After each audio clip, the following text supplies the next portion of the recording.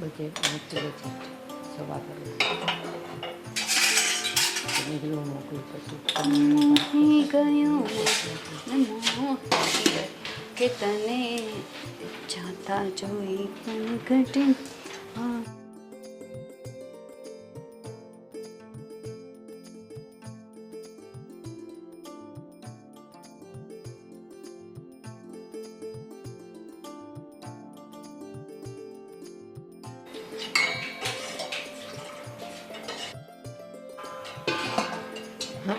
બેટા સિયા, હા મમ્મી. નાસ્તો થઈ ગયો બેટા? હા બસ જો. શું બનાવ્યું? હા થેપલા અને બટેકા પૌવા. સિયા, આ થેપલા બટેકા પૌવા, કોક દી ઉપમા અને કોક દી આલુ પરોઠા એલી ખાઈ ખાઈને હું થાકી ગઈ છું. આજે જો આમાં ઈંડા લાવી છું. આજે મારે આમલેટ ખાવી છે અને આમલેટ બનાવ. પણ મમ્મી મને આમલેટ બનાવતા નથી આવડતી. હા તો કાંઈ વાંધો નહીં. આ જમાનામાં ઘણી બધી વસ્તુ એવી હોય કે ન આવડતી હોય, એટલે તો ઓલામાં જો યુટ્યુબ હોય, યુટ્યુબમાં બધી વસ્તુઓની રેસીપી લખી જ હોય. એમાં આમલેટની છે જ તે, અને એમાં બહુ બધા ટાઈપની છે, પણ આપણે જે સિમ્પલ ઘરમાં હોય ને એની જ બનાવવાની છે. મને તો એવી સાદી જ ભાવે. લે પણ આ જો થેલી હાચવીને મૂકજો, એમાં ઈંડા તૂટી ન જાય. હા વાંચીને મૂક. ઊભી રહું જ મૂકી દઉં. એ હાચવીને કાઢજે ઈંડા. પણ મમ્મી અરે સિયા, નાસ્તો બન્યો કે નહીં? જલ્દી આપ, મારે લેટ થાય છે. હા આપો 2 મિનિટ. શું બનાવ્યું છે નાસ્તામાં? એ આજે તો હું ઈંડા લાવી છું અને લીલું લસણ ને કાંદા ને નાખીને આપણે આજે આમલેટ ખાવાની છે બેટા. અરે વાહ, તો મજા પડી જશે. હા હા સિયા, ફટાફટ તું આમલેટ બનાવ. સાચે મોઢામાં એટલું પાણી આવે છે ને. આદિ, તમને તો ખબર છે ને મારા આજીવન નોનવેજ ખાવાની બાધા છે. હા પણ નોનવેજ ખાવાની બાધા તારે છે ને, અમને નથી. તું ખાલી બનાવી આપ ને, ખાશું અમે બે માં દીકરો. હા, મમ્મીની વાત સાચી છે ને. જો તું ખાલી બનાવી નાખ. હવે છે ને મારાથી રહેવાતું નથી, મને બહુ ભૂખ લાગી છે. ફટાફટ જલ્દી બનાવ જા. પણ અરે શું પણ કાંઈ નહીં, તું બનાવ અને પાવેલ છે એમાં મસ્ત શેકીને આપજે અમને બેવને, ઈ અને આમલેટ. હાલાદી આપણે હા. તૈયારી કરીએ. જા જા જલ્દી ફટાફટ. હાલ હાલ હાલ.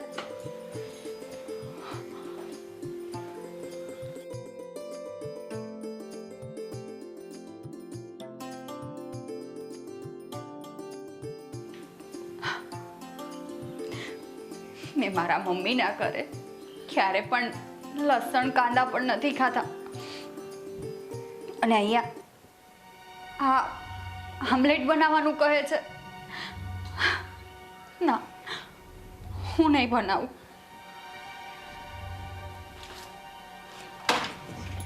ઈંડા તૂટી જશે ડોબી.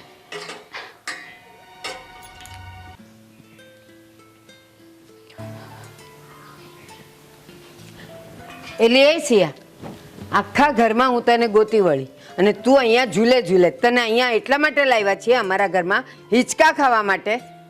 પણ મમ્મી શું કામ છે? હું ફ્રી થઈ તો મને થયું 5 મિનિટ હિંચકે જઈને બેસું, કેમ કે ઘરમાં તો મને મૂંઝારો થાય છે. હા, કારણ કે તારા ઘરે તો એ મોટું ગાર્ડન હશે કા, ત્યાં તું ઝૂલે ઝૂલતી હોઈશ. અને અત્યારના પોરમાં ઘરની આ આજુબાજુ બધે જોયા કઈ બૈરાઓ નવરી બેઠી હોય અને તને એની નવરાઈ મળી ગઈ. મમ્મી મેં ઘરનું બધું કામ કરી નાખ્યું છે. બતાવું તે બધું ઘરનું શું કર્યું? તે સવારમાં ઉઠીને કર્યું હું વાસી ઝાડુ હજી પડ્યા છે, નથી નીકળ્યા. આ જો ઓસરીમાં કેટલો ગંદવાડો છે. આ બધું વળાતું નથી, કોણ વાળશે? મમ્મી હું વાળીને આવી છું, તમને બસ ઝઘડો કરવા માટે કઈ ને કઈ કારણ જોઈએ. ચૂપ રહ્યું ને ત્યાં સુધી સારી નહીં. ના, જરાય નહીં. કારણ કે આ મને દેખાય, તને દેખાય છે કે નહીં મને નથી ખબર. આટલું વાળી ન નખાય. હવારમાં ઉઠીને પહેલા વહુના હાથમાં હવારમાં ઉઠે ને એટલે પહેલા ઝાડુ હોય. હા તો ઝાડુ લીધું જ હતું, વહુને પણ થોડોક આરામ જોઈએ. હા, આખી રાત તો કોણ જાણે કયા ગરબા ગાવા ગઈ હતી, એટલે આરામ જોઈએ તને તો હવારમાં ઉઠીને.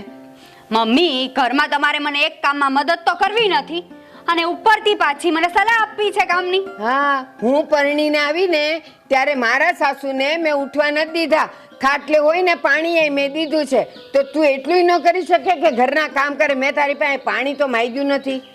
હું ક્યાં તમને પાણી આપવાની ના પાડું છું? હું આ ઘરમાં લગ્ન કરીને આવી પછી તમને એક પણ કામ ચીંધ્યું મેં નહીં ને? હમણાં તો તું કહીશ કે તમે એકે કામ કરવા લાગતા નથી, તો હવે તું આવી હોય અને હું કામ કરું અને તું હિચકે ઝૂલે, પછી ગામવાળા વાતું કરે કે ન કરે? હું તમને કામ કરવાનું નથી કહેતી, પણ હું શાંતિથી 5 મિનિટ બેઠી હોય ને તો બેસવા દો મને. પણ શું કામ? આ જુવાનીના હાથ પગ એવા તે કેવા લટકી ગયા છે કે 5-5 મિનિટે તને આરામ જોઈએ? મમ્મી, જુવાની હોય કે ગઢપણ, માણસને 5-10 મિનિટનો આરામ તો જોઈએ જ. હા જોઈએ, પણ ઈ 15-20 કલાક કામ કર્યા પછી આરામ જોઈએ, ઉઠતાની સાથે આરામ ન જોઈએ. હાલ મમ્મી, કામ છોડી દો કર. મને. છોડી દો વાળી, કામ નથી કરવું એમ? આજે આદિને આવવા દે. જો તારી બધી રામાયણ કહું છું કે નહીં, સવારમાં ઉઠીને આ બધા લાલી લિપસ્ટિક કરવાના ટાઈમ છે, ઘરના કામ કરવાના ટાઈમ નથી તારી પાસે. આવવા દે આદિને આવવા દે આજે. ખબર નહીં હા આદિની મમ્મી કેવી છે ને, બધા કામ કરી નાખું પણ તો પણ કંઈ ને કંઈ ઝઘડો કરવાનું કારણ તો જોઈએ જ. અને હા ઘરની અંદર તો મને એકલી ચિકનની વાસ આવે છે, એટલે તો હું બહાર આવીને શ્વાસ લઉં છું. હે ભગવાન, આદિ કેમ હજુ નથી આવ્યા?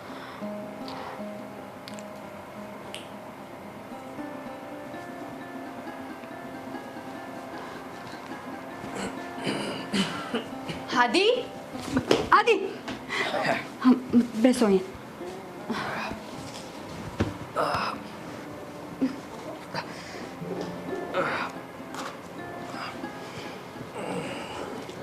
શૂઝે પહેરીને અંદર આવતા રહે. તમે પાછા આજે ડ્રિંક કરીને આવ્યા છો? તમને પૂછું છું, હા તમે પાછા ડ્રિંક કરીને આવ્યા? હા, ડ્રિંક કરીને આવ્યો તો. હાદી, તમે મને પ્રોમિસ કર્યું હતું કે લગ્ન પછી હું ક્યારેક ક્યારેક જ ડ્રિંક કરીશ, અને હવે તો તમે રોજે ડ્રિંક કરવા લાગ્યા છો.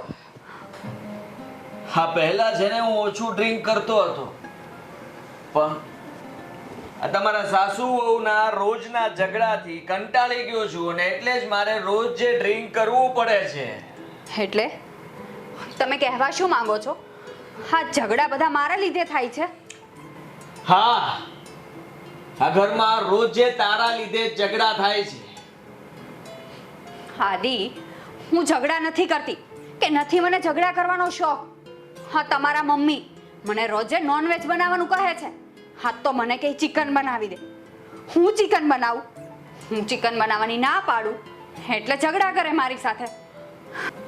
તો તું એક કામ કર ને, આ રોજે નોનવેજ બનાવી નાખ ને, એટલે આ કકળાટ જ ન થાય. હા, આદિ, આ શું બોલે છે તું? તું યાદ કર, લગ્ન પહેલા તે મને પ્રોમિસ આપ્યું હતું કે આપણા લગ્ન પછી તારા ઘરમાં ક્યારે પણ નોનવેજ નહીં બને.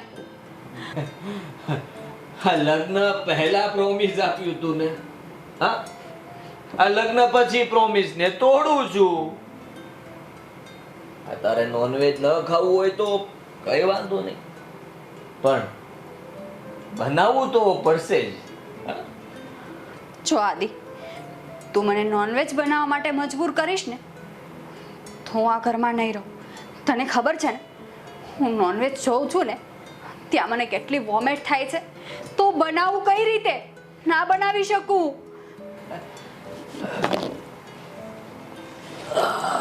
આ ઘરમાં નહીં રહી શકે એટલે? હા, આદિ, આ ઘરમાંથી ક્યાં જઈશ તું? હા, બોલ ને, ક્યાં જઈશ? અરે જો તારે આ ઘર છોડીને જવું હોય ને તો તું જઈ શકે છે. હા છે ને, ઘરના બધા દરવાજા તારા માટે ખુલ્લા છે, ખુલ્લા. હા, પણ આ ઘરની બહાર જઈને તું શું કરીશ? તારા ભાઈ, તારા ભાભી તને સાચવશે, પાછી અપનાવી લેશે, ઘરમાં જગ્યા આપશે. હા, વિચાર કર.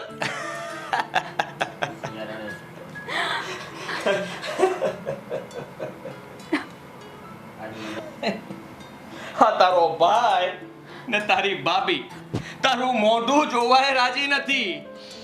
તો બસ આદિ, બસ હવે. હા, રડવાથી કઈ નહીં થાય.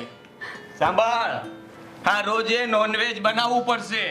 આ ઘરમાં રહેવું હોય તો અમે કહીએ એમ તારે કરવાનું. એટલે કોઈ જ માથાકૂટ નહીં.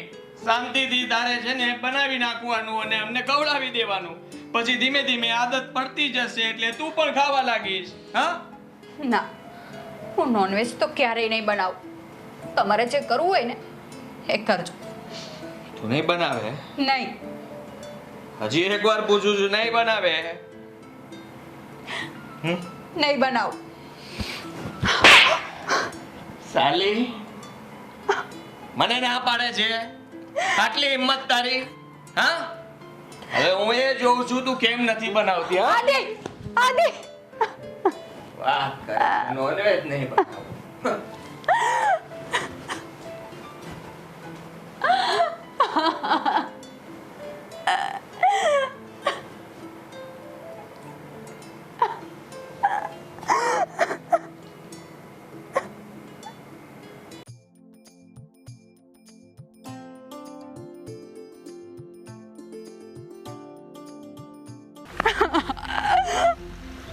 સિયાબેન, સિયાબેન, સિયાબેન, ભાભી છોડી દો મને. નથી જીવવું મારે, ભાભી નથી જીવવું. બસ સિયાબેન, હું 2-5 મિનિટ મોડી થયો તો શું થાત ખબર છે તમને? ભાભી શું કામ બચાવી મને? નથી જીવવું મારે. આ કરો, જવા દો. સિયાબેન, સિયાબેન, સિયાબેન, મારી વાત સાંભળો.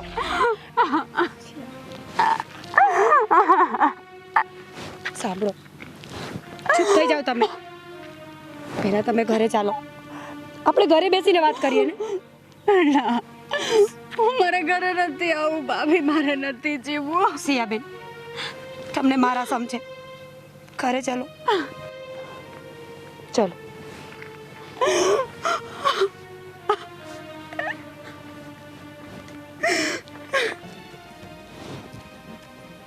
હા, ઘટના ઘટી છે તો ઘટી છે. અરે આજકાલની છોકરીઓને છે ને આ પ્રેમનું ભૂત વળગીને બેઠું છે. શું કરી શકાય ભાઈ?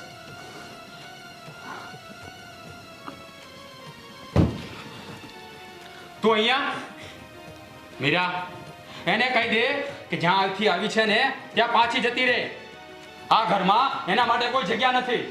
બસ રાજ, ભાઈ, મને માફ કરી દો.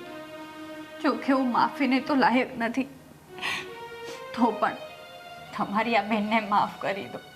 મને ખબર છે મેં તમને બહુ જ હર્ટ કર્યા છે, બહુ જ. અને ભાભી, તમે મને સાચું જ કહેતા હતા કે આદિ મારા લાયક બિલકુલ નથી, અને એવું જ નીકળ્યું. ભાભી, મેં અહીંયા ક્યારે પણ લસણ કાંદા નથી ખાતા. અને ત્યાં આદિ એના મમ્મી મારી પાસે ચિકન બનાવરાવતા, અને હું ચિકન બનાવવાની ના પાડું તો મારા પર હાથ ઉપાડતા. તમે સાચું જ કહેતા હતા ભાભી. આદિએ પ્રોમિસ તોડી નાખ્યું. સિયા, હું અને તારી ભાભી તને સમજાવીને થાકી ગયા, પણ નહીં, કારણ કે તને તો આદિ સિવાય કંઈ દેખાતું જ નહોતું. આદિના પ્રેમનું ભૂત તારા પર સવાર થઈ ગયું છું. કેમ, શું થયું? 2 મહિનામાં જ પ્રેમનું ભૂત ઉતરી ગયું ને? મને તો ખબર જ હતી કે આ જ થવાનું છે. હા ભાઈ, આજે મને બધું જ સમજાઈ ગયું. હું આદિના પ્રેમમાં પાગલ થઈ ગઈ હતી. મને કાંઈ જ નહોતું દેખાતું, એટલે તો તમારી આબરૂ જોયા વગર મેં એની સાથે કોર્ટ મેરેજ કરી લીધા. પણ હવે મને સમજાઈ ગયું છે કે જ્યારે આપણે લગ્ન કરીએ ને ત્યારે છોકરાની જ્ઞાતિ, એનો ધર્મ, એના ઘરના રીતિ રિવાજો, એની રહેણી કેણી બધું જોઈને જ કરવા પડે, નહીંતર મારી જેવી હાલત થાય. મારી બેન, હા વાત જો તને 2 મહિના પહેલા સમજાઈ ગયો હોત ને તો તારી આવી હાલત જ ના થઈ હોત. બસ કરો રાજુ. સિયાબેન, તમે તમારા ભાઈના વિરુદ્ધ જઈને લવ મેરેજ કરી લીધા. એનો અર્થ એવો નથી કે આ ઘરમાં તમારું કોઈ નથી. અમે તમારી સાથે છીએ. મારી બેન, તારો ભાઈ હજી જીવે છે. બસ હવે ભાઈ બેન કેટલું રડશો? સિયાબેન, તમે ચિંતા ન કરો. હું અને તમારા ભાઈ બેઠા છીએ ને, અમે તમારા માટે સારામાં સારું ઘર અને સારો છોકરો ગોતશું, વ્યવસ્થિત અને સંસ્કારી. રાજી ખુશીથી તમારા લગ્ન કરાવીને તમારી વિદાય કરશું. હજી ક્યાં કંઈ મોડું થઈ ગયું છે? અરે જ્યાં કડવા અનુભવો થાય એનું નામ જ તો જીવન કહેવાય ને બેન. મારી બેન, પ્રેમ કરવો ગુનો નથી, પણ પ્રેમ પાત્ર જોઈને કરાય, જે આપણા લાયક હોય. પણ આજકાલની છોકરીઓ નથી પાત્ર જોતી કે નથી વ્યક્તિને, બસ એના રૂપિયા પાછળ પાગલ થઈ જાય છે. પણ અત્યારની દીકરીઓને ખબર નથી કે જ્યારે એ ભાગીને લગ્ન કરે છે ને ત્યારે એના મા બાપ એના પરિવાર પર શું વીતે છે. મારી બેન, હું પ્રેમનો વિરોધી નથી, પણ જો તે તારા લાયક પાત્ર શોધ્યું હોત ને તો અમે લોકો રાજી ખુશીથી તારા લગ્ન એની સાથે કરાવી દે. એટલે જ અમે તને ના પાડતા હતા કે છોકરો ગોતો તો આપણા ધર્મનો ગોતો, સારો છોકરો ગોતો, સંસ્કારી છોકરો ગોતો, તો તમારું ભવિષ્ય પણ ઉજ્જવળ બને. અને જો આવા આદિ જેવા નફ્ફટ છોકરા ગોતો ને તો તમારી જિંદગી બરબાદ જ થાય, બરબાદ જ થાય. હા સિયાબેન, તમારા ભાઈની વાત સાચી છે. સોસાયટીમાંથી ગામમાંથી ભાગેલી એક છોકરી એની સાથે ઘણું બધું લઈ જાય છે.